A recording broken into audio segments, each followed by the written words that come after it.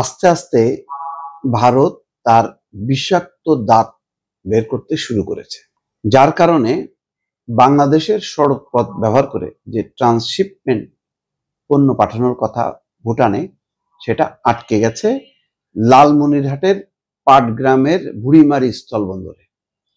থাইল্যান্ডের পণ্য যেটা বাংলাদেশের বন্দর হয়ে সড়ক পথে ভুটানে যাবার কথা, সেটা ভারতের সীমানায় বাংলাদেশ প্রান্তে আটকে গেছে। ভারত অনুমতি দিচ্ছে না। তো কেন দিচ্ছে না সেই তথ্য বলছি। তার আগে খবরটা হলো এই, ভারত শেষ পর্যন্ত অনুমতি দেবে কিনা সেটাও কেউ নিশ্চিত করতে পারছে না। থাইল্যান্ডের ব্যাংককের আবিদ ট্রেডিং কোম্পানি লিমিটেড গত 8ই সেপ্টেম্বর ভুটানের আমদানিকারক প্রতিষ্ঠান আবিদ ট্রেডিং এর জন্য ফল, জুস, জেলি, শুকনো ফল, লিচু ফ্লেভারের ক্যান্ডি এবং শ্যাম্পু সহ 6 ধরনের পণ্য কন্টেনারে পাঠায়। ল্যাম চ্যাবাং বন্দর থেকে রওনা দেওয়া চালানটি 22শে সেপ্টেম্বর চট্টগ্রাম সমুদ্র বন্দরে পৌঁছায়।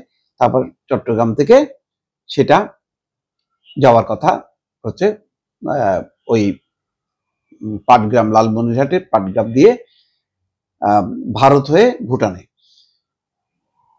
2023 সালের 22শে মার্চ বাংলাদেশ এবং ভুটানের মধ্যে একটি প্রোটোকল চুক্তি স্বাক্ষরিত হয়। এর এক বছর পর 2024 সালের এপ্রিলে ভুটানে অনুষ্ঠিত দুই দেশের বাণিজ্য সচিব পর্যায়ের বৈঠকে সিদ্ধান্ত হয় বাংলাদেশের সমুদ্র বন্দর এবং সড়ক পথ এবং ভারতের সড়ক পথ ব্যবহার করে ভুটানে পরীক্ষামূলকভাবে 2টি ট্রান্সশিপমেন্ট চালান পাঠানো হবে। তো এই পরীক্ষা ফেল দিচ্ছে না, কারণ 5ই আগস্টের রাজনৈতিক পট পরিবর্তন, আর কোনো কারণ নেই। শেখ হাসিনার সরকার থাকলে এইটা ঠিকই পৌঁছায় যেত ভুটানে। শেখ হাসিনার সরকার নেই, এখন সব চুক্তি এলোমেলো নড়বে। দেখেন, এটা কিন্তু আলামত। এই জন্য শুরুতে বললাম ভারত তার বিষাক্ত দাঁত বের করতে শুরু করেছে।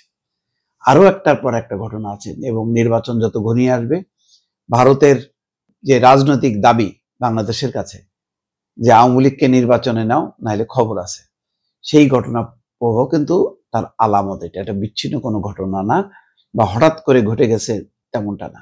এটা চুক্তির অংশ, ট্রান্সশিপমেন্ট এই চুক্তি। তাহলে দেখেন যে ভারত এখন কতটা বরিয়া, কতটা নিচু তা প্রমাণ দিচ্ছে। ইতিমধ্যে আরেকটা ঘটনা দেখছেন যে ওই যে বারবার পেঁয়াজ কষার কারণে বাংলাদেশের যারা আমদানিকারক তারা এখন বাধ্য হয়ে ভারতের উপর নির্ভর করছে না, কারণ যখন তখন তারা নিষেধাজ্ঞা দিচ্ছে। নিষেধাজ্ঞা দেওয়াতে বাংলাদেশের যখন চাহিদা তখন নিষেধাজ্ঞা থাকাতে পেঁয়াজ নাই, তখন হাহাকার ওঠে এবং দাম বেড়ে যায়। সেই কারণে বাংলাদেশ এখন ওই ভারতের কথা চিন্তা বাদ দিয়ে তারা চীনের দিকে, থাইল্যান্ডের দিকে, ভিয়েতনাম, পাকিস্তান এইসব দেশের দিকে হাত বাড়িয়েছে, যাতে ভারত কোনো কৃত্রিম সংকট তৈরি করতে না পারে।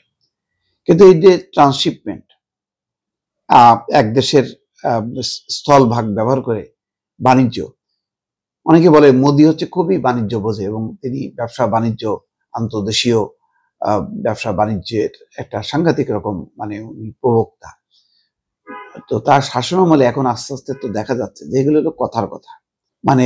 এটা হলো যখন আমি আমার অনুকূলে থাকবে তখন আমি এটা হবে, আর আমার অনুকূলের যখন হবে না তখন এটা করতে দেব না। সেই কাজটাই কিন্তু ভারত সরকার করলো, এবং সেটা বোঝা গেল যে ভারতের উপর কোনোভাবে আর ভরসা করা যাবে না। এই ট্রান্সশিপমেন্ট চলবে না। এটা ভুটান যদি ভারতের সাথে নেগোসিয়েশন করে তাহলে হবে, আবার যদি তারা মনে করে যে না আমি এটা পাত্তাই দেব না, ভারত, হবে না। এটা তো যার জোর যার মুল্লুক তার। এখন ভারত জোর খাটাচ্ছে, কারণ বাংলাদেশের উপর রাগ, জেদ, তার খেসারত দিচ্ছে বাংলাদেশ, ভুটান বা এই বাণিজ্য। এখানে আগে যেমন স্থলপথ দিয়ে ভারতকে ব্যবহার করে বাংলাদেশের তৈরি রপ্তানি পণ্য যাইতো না, এখন স্থলপথ ব্যবহার করা যাবে না। যত রকমের প্রতিবন্ধকতা আছে সব তৈরি করছে। কলকাতায় ব্যবসা বাণিজ্যে হাহাকার, যে ভিসা নিষেধাজ্ঞার কারণে বাংলাদেশের ব্যবসায়ীরা আগের মতো যেতে পারে না, সাধারণ মানুষও গেলে কলকাতায় সবাই কেনাকাটা করে, সেটাও কিন্তু বন্ধ হয়ে গেছে। এই হচ্ছে পরিস্থিতি, দর্শক।